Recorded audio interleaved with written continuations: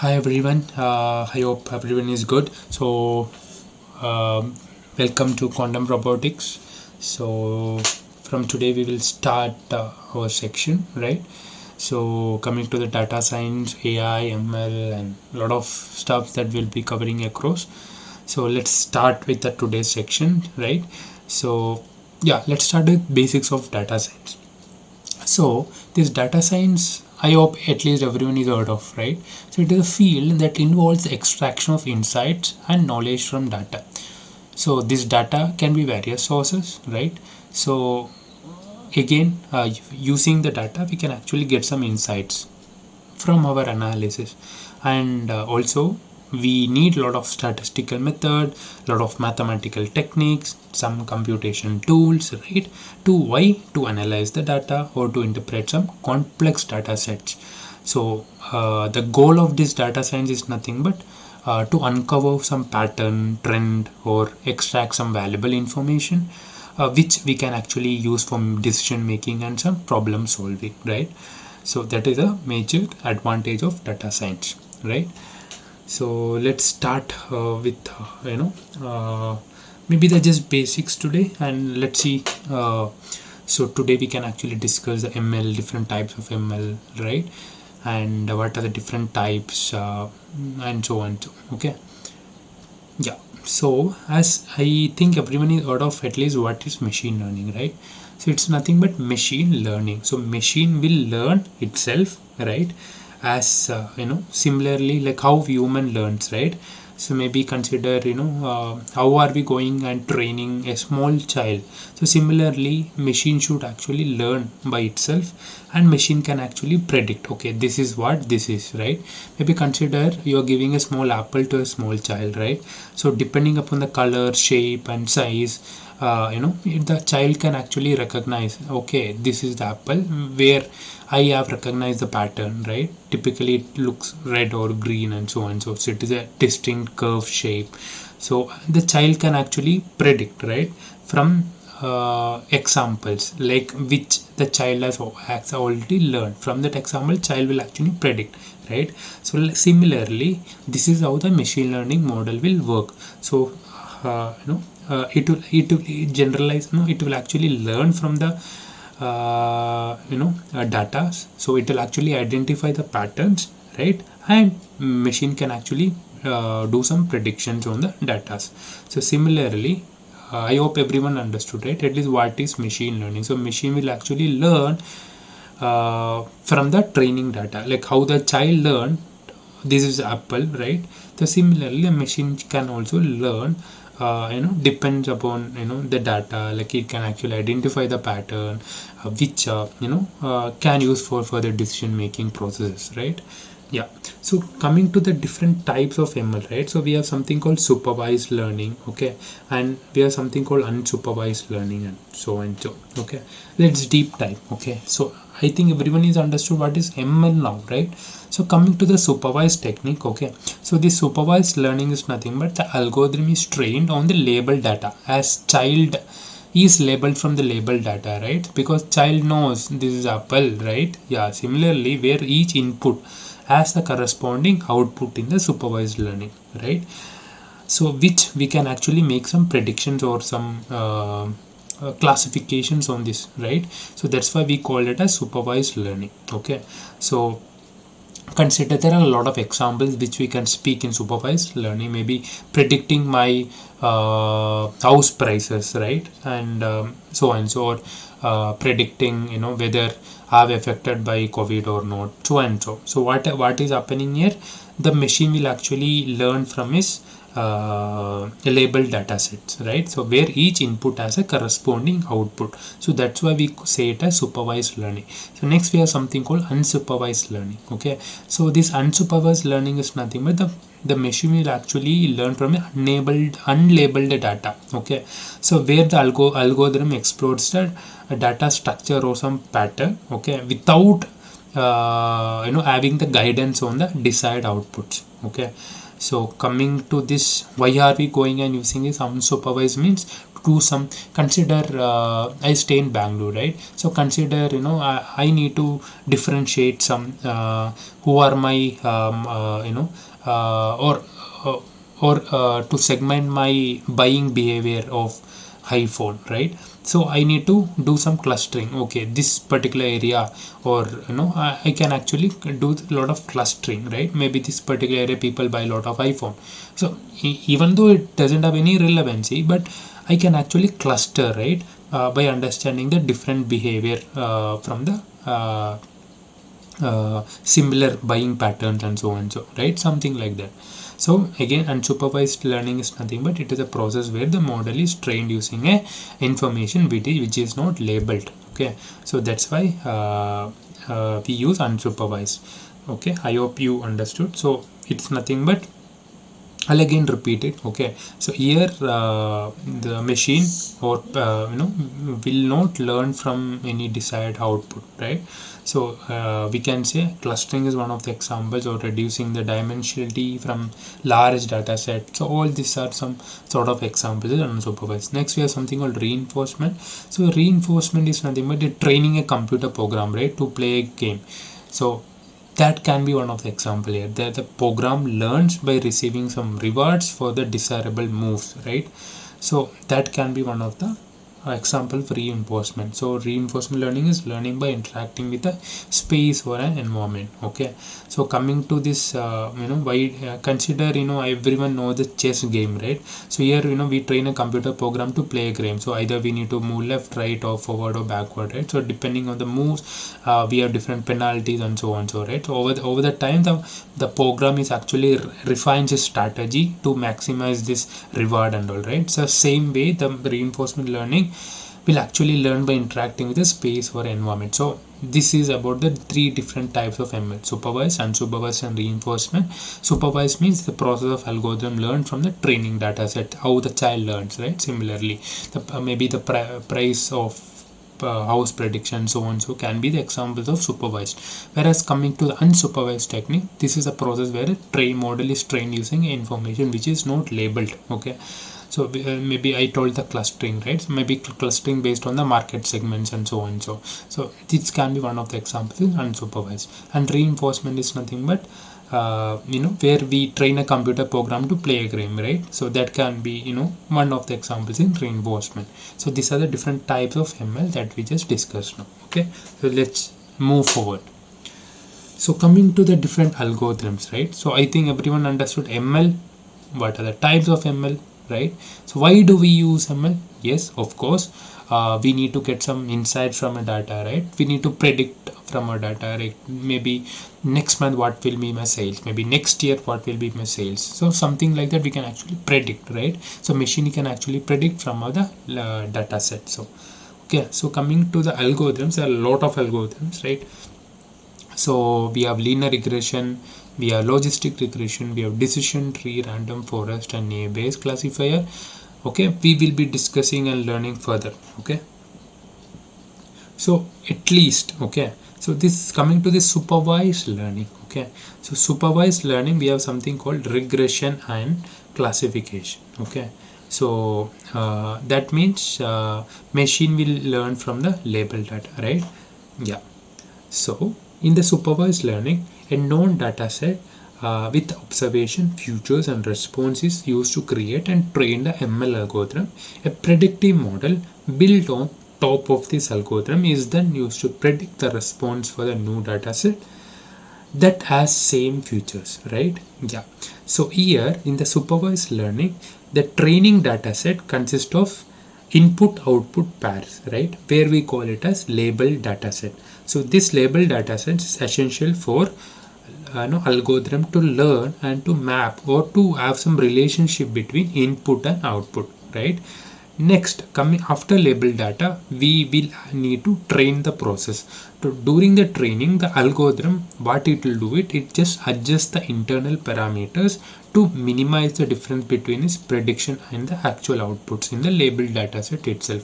So as I'm just giving a child, and I'm saying the child, this is an apple. Similar way, some lot training need to be happen, right, in terms of ML or machine to understand, yes, this is apple, right? Same way, and after that machine can actually predict, okay, this is apple. If I input some images, so machine can say, oh, this is apple or this is banana, and so on, so right. So that means once the training is done, the model can make some predictions or some classifications on the new data, right? So where the model can actually learn or do some predictions on this particular task, right? So coming to the supervised learning, so there are a lot of examples that we can discuss. So I think everyone know about this email spam filtering, right? So some of the mails automatically it will go and sit in spam folder. So how this? So again, this is some sort of classification. So that will happen, right? So automatically, some sort of spam that are being filtering out, and automatically in the mail, right? So this is again some sort of supervised machine learning technique, right? So, and next we can actually predict the house prices in my region, and so this is again another example in supervised. So it is very simple, okay? So this process involves a teacher, okay? This teacher is nothing but it is a labeled data, okay? So where this teacher can actually guide the learning process to ensure the algorithm can make some predictions on the unseen data, right? So and so I can using this data, some machine can actually predict, okay, maybe what will be my weather, right? Maybe for next week, so like that. Similarly, or what will be my price of my data, right, next week, or what will be my price of house prices next week, so and so. So this is nothing but some sort of examples in supervised learning, right? It's nothing but it involves a teacher. The teacher is nothing but label data, where the teacher can actually guide the learning process to ensure the algorithm can make some accurate predictions, right? So in supervised learning we have regression, classification techniques and all, okay? Next we'll actually learn how this unsupervised learning model works, okay? In unsupervised, as I told, consider, I just want to do some market segments, right? Who are the people who buy iPhone in my particular locality, so and so. So here the clustering can be one of the techniques in unsupervised, because here there is no labeled data set, right? So labeled data sets means there is no labeled data set means here the training data set is explicitly for the output labels only, right? So that's why. So here we can actually say where the algorithm is actually given unlabeled data, and using this unlabeled data, it can actually find some pattern, relationship, and some structures, right? So and so. And yes, so here we don't need a target variable. So that's one of the important point in unsupervised. So this unsupervised learning doesn't involve predicting a specific target variable, right? So I'll be explain what is target variable and all, okay? So just for understanding, here the unsupervised learning does not involve predicting from the data set, right? Same way. So examples in the unsupervised learning can be include a customer segmentation, right, based on the purchasing behavior, or to find the anomaly detection, right, and so on. So this can be one of the examples in unsupervised, where we there is the model or the machine, right, it doesn't have any labeled data set. So that's why we call it as unsupervised learning. Got it? Yeah. So next we will actually move to further, okay? What is the best machine learning approach, right? So there are different steps. So right from, we need to understand the data set, or we need to understand like what this data set looks like, how many columns we have, how many different rows we have. We need to understand, right? Based on the different use cases, we need to understand the objective of the data set. So before actually going and doing some or machine learning forecasting or prediction, right? So definitely understanding the problem or understanding the core objective is very, very important to which we can actually solve the business use case, right? Yeah. So this comes first step, right? Second step is nothing but extracting the features. So features is nothing but different columns from the data set, right? So this can be one of the features, right? So next, after that, we need to identify the problem type, right? So it means like, do we need to clean the data? What of kind of pre-processing or EDA we need to do, right? What kind of data engineering we need to do, right? What are the addition columns we need to create? Is there any outliers in the data? So all thing comes here, right? So next, after that, we need to choose, right? Like, what is which model we need to use, either regression model or classification model, and so on, so right. Then after that, we need to also know, like, we need to use the trained data to teach the model, right, to make some prediction or not, or definitely we need to train the model. So that comes, and further we need to evaluate the model. We need to assess the model performance, whether using this testing data it is actually performing better or not, and so on. So next, we need to deploy the model, right? So definitely we can actually integrate the model into different applications or systems for real world use cases, and so on. So these are the different steps. So it's nothing but understanding the problem, extracting the features from the data set. That's nothing but gathering the data, right? Data cleaning, data pre-processing, doing a lot of cleaning around EDA. We say it as exploratory data analysis. Then we do a lot of future engineering, so create a new features or transform the existing ones to improve the model performance, and so on, so right. Then next, we actually split the data, and so on, so right. Then we choose the right model. So then we train the model, so using the training data to teach the model to make some predictions or some classifications. Next, we'll actually evaluate the model, right, and test the model. Then we'll actually, after getting some accuracy from the model, we can actually deploy the model to different cloud platforms, and so on, so right. So these are the different steps in ML. Okay, so we will be explaining one by one, step by step, in detail, when we going and approach some practical use case implementation. Okay, so remember, all these steps are general guide, and iterative nature of ML steps or ML process often it actually improves or the performance of overall real-time problem solving, right? Yeah.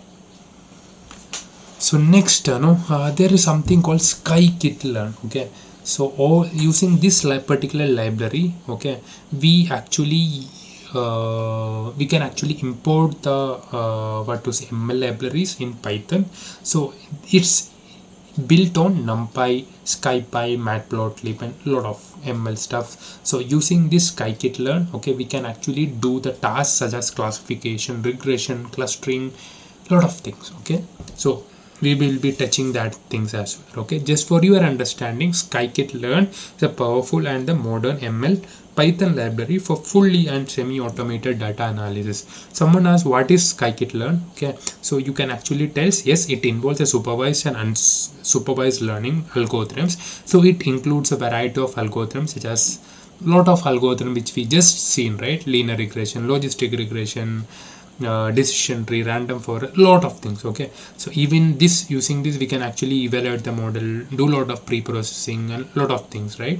So again, it is free and open data set, so it's a very efficient tool. A lot of libraries are there to predict using this scikit-learn, and it's open source, anyone can use it. It's for free, right? No need to purchase it so it's absolutely, it is free, no need to pay or something, right? So it is powerful data analysis library that you can use it, right? Yeah. So next, okay, so there is something called regression and classification, right, in supervised. So you might heard of regression. So we will be learning what is regression, what is classification. Okay, so I think everyone knows what is regression, right, and classification. So this comes in supervised learning, right? Yeah. So supervised learning means it has labeled data set, right? So same way, consider I need to predict my house price, right? So in that case, this house price, so price is nothing but my dependent variable, right? So So dependent variable means all other, one column will be dependent on all other columns. So consider, you are given me data set for predicting the house prices. So the dependent variable will be the price, right? So similar way, this dependent variable is in the format of numeric, right? Numeric in the sense like it should actually be continuous, right? So if the dependent column like price, in my case it is price, the dependent variable, it is in the format of numeric, so directly we can say it is a regression problem, right? So we can actually predict the target variable as a linear combination of input futures and so on. So okay, so just for your understanding, okay, so just I just need to predict what will be my price of my house, so and so. So here we have only two things, one is dependent column and independent variable. So using the regression analysis we can actually do the predicting model technique. Okay, so next we have something called, in regression again we have something called linear regression. Okay, so this linear regression again, it is a supervised learning, so which we can model used to analyze the continuous data. So continuous data means the dependent column which will be in the numeric, right? Because price will be in the numeric only, right? Yeah, maybe 2000, 5000, 10,000, 15,000 and so on. So that means it is a continuous data, right? So that means the dependent column, if it is a numeric, so directly we can actually go ahead and do the regression. So upon this regression, okay, so we have something called linear regression, or maybe the types of regression, right? So again, this linear regression is a statistics, right? I could say it is statistic method, so which we can actually use for the modeling, and we can actually find the relationship between the dependent variable and the independent variable, right? So here in the linear regression, it assumes that there is a linear relationship between the dependent and the independent. So here you see, so right, so it is a straight line, right? So that means if my dependent column and independent column, so here I could say there is a linear relationship between the two futures, right? Same way. Okay, so this mathematical stuffs we will be learning further. Okay, so just for your understanding, this linear regression is the most basic and widely used technique to predict a value or the attribute, because here the dependent column will be the continuous variable, or it will be format of numeric, right? So using this numeric we can actually predict the value, maybe what will be the price of my house, right, and so on, so, or what will be my weather maybe next month and so on, so right, or what will be my petrol price prediction, so on, so right. So again, it is easy to use as the model does not require a lot of tuning. It runs very fast, which will be more time efficient. So these are some of the different features of linear regression. Okay, so implementation we will be covering at a later stage. Okay, just for your understanding, so I'm just reading across, okay, to find the price of ice cream, right, in the winter and summer season, so and so like that. Price will be again the dependent future, so it is the price will be the numeric continuous variable. So definitely we can go ahead and do the linear regression to predict the price of the sales of the ice cream, right, on two different temperatures. So here we can say sales and temperature will be the two futures I have, right? So sales and temperature, with respect to that I can actually find the relationship between the dependent future, that is nothing but sales, and independent future is nothing but my temperature. Okay, so that means if someone asks, yes, definitely linear regression is a statistic method for the modeling to find the relationship between the dependent variable and the independent variable. Got it? Yeah, maybe the predicting the price of ice cream can be one of the examples in linear regression. So next, yes, implementation we will be covering, okay, in the later stage, but this can be some of the examples. Maybe consider in an organization I can actually predict my salary based on my experience and based on my skill set, right? So something like that. So this salary, again, it is a continuous variable, so this salary will be dependent on all other columns. So this salary data set, so this is a continuous variable, right? So which we can actually go ahead and do some regression analysis on it. So I can actually predict what will be my salary if I have this much experience and this much skills, what will be my salary. So I can actually predict like that as well. Okay, So consider, yes, so we have something called classification. So I hope everyone understood at least what is regression, right? So regression is nothing but, yes, it is statistic method used for modeling the relationship between the dependent variable and the dependent variable and independent variable, right? So here the dependent variable is nothing but it should have the continuous numerical variable, right? So whereas coming to the classification, okay, so this classification where the dependent column, okay, will not have the numeric. So here the dependent variable will have 0 and 1, yes or no. So basically we say the dependent variable will in the format of categorical variable, okay. So that's why we say it is a classification problem, okay. So classification problem and the regression problem contains supervised learning techniques in ML, right?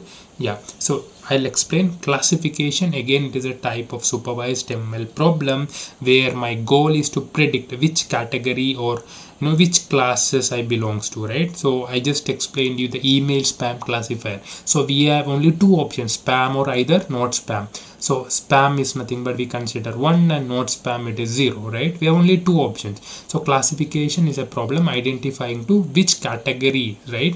We have only two category, either 0 and 1, right? Well, the algorithm will learn and map from the input features to predefined classes, right? So here we can say it is a multi-class classification or binary classification and so on, right? So where the classification problem, here the problem is to identify to the two set of categories for the new observation, right? So that means, yes, classification is a type of supervised learning where the goal is to predict where which type of category or instance belong to, right? Yeah, whereas regression is nothing but where my dependent future will be in the format of continuous numerical variable, okay. Whereas classification with the dependent future will be in the format of categorical, that is zeros and one, yes or no, right? We have only 2 or 3 or 4 options here, that's it. Got it? Yeah, so that's the difference between regression and the classification, okay. So yes, so we have something called logistic regression. So logistic regression, it's again comes in the supervised learning itself, comes in the regression only, right? Yeah, so this logistic regression produces a binary format output, so used to predict the output of a categorical dependent variable. So I explained about classification, right? So either we have binary classification and so on. So either we have spam or not, yes or no, zeros and one, male and female, like that. So we have only two classes here, right? High and low, true or false. If my dataset has something like this, which is a dependent feature, then definitely I can go ahead and use this logistic regression. So this logistic regression, which we can be used for binary classification, predicting the probability, maybe the which category it belongs to, right? So even I can say whether I got affected by COVID or not. So here I have only two options, right? Yes or no, right? Or whether whether it will rain tomorrow or not, yes or no. I have only two options, right? Something like this, right? High and low, true or false, right? Whether I'll pass my exam or not, no or yes. So I have only two options, right? So in that case it is a binary format, right? So this particular column or dependent feature will have the binary format, then you can actually go ahead and use the logistic regression, okay. So despite the logistic regression, so this can be again used as a classification, okay, problem as well. So this implementation we can cover later, but just for your understanding, so we can actually take the credit card payment, right? How many defaulters are there? How many defaulters are not there, right? So we have only two options. So based on that, we can actually predict, okay. Okay, so I hope everyone at least understood what are the different steps now. In ML we have supervised, unsupervised. In supervised we have learned of classification and regression, right? So coming again, I'll just explain different life cycle. Definitely we need to discover the data. A lot of data preparation is needed, right? We need to build the model. Then we need to after building the model, yes, we need to deploy it, and we need to communicate with the client. And so these are some of the ML project life cycle, from discovery, data preparation, model planning, model building, operation rise, and communicate the results. So implementation, yes. So logistic regression means I can actually predict whether I affected by COVID or not, whether something like that, right? So here I have only two outputs, that is positive or negative. So that's why we can actually say I'll be using and go it and using the logistic regression. Okay, so yes, we need to load the data, we need to select like which are the features that are important, right? So and so we need to split the data, right? So we need to predict, right? We need to evaluate the data, how my model is performing better. So this something like confusion metrics we use, whether is my model is performing better or not. Okay, just you understand, but in practical implementation we'll go through in detail. Okay, yeah. So these are the different steps. We need to discover the data, a lot of preparation, EDA part we need to do. Then we need to plan the model, which model we need to use, model building, right? That plays an important role. Then we need to operationalize and we need to communicate the results. Okay, so there are a lot we can actually explain in step by step. Okay, so this data preparation and is very important. Okay, because we need to clean the data, we need to understand is there any, what are the missing values in the data, so is this data is validated to move further, and so on. So a lot of each we need to understand, which features, like which column is very important here, right? So lot of steps that are involved in each what to say steps here, right? Yeah. So model planning, model building, so at least you understood now, right? So this part I'll be coming later. Okay, so at least you understood now what is ML, right? Why do we use ML, what are the different types of ML, supervised, unsupervised. So why we use logistic regression, why do we use linear regression now, at least, right? Yeah. So this implementation definitely we will be covering in the upcoming classes. Okay, so yeah, so next we can actually do some implementation in the upcoming class. Okay guys.